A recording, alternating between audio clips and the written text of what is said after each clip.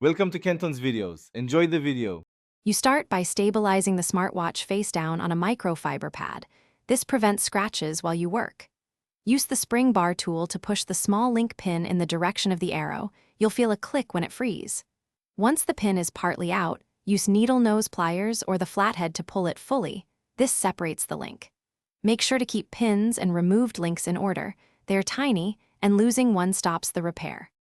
You next decide how many links to remove and work symmetrically so the clasp stays centered. Count twice, then remove. Use the push pin end of the tool to drive the pin out slowly. Apply steady pressure, don't jam. Once removed, line up the remaining links and reinsert the pin partially, then tap it flush with the flat of the tool. This secures the joint. Make sure links sit flat and move naturally. If stiff, realign the holes before final tap. You finish by reconnecting the strap and tapping pins fully into place until flush. A correctly seated pin prevents accidental separation. Once done, fasten the watch and try a 10 to 15 minute wear test.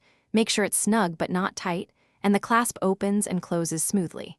If the strap pin feels loose or the link binds, remove the pin and realign the hole or re-add one link. That quick check fixes most common issues before you head out. Thanks for watching. Consider subscribing if we helped you.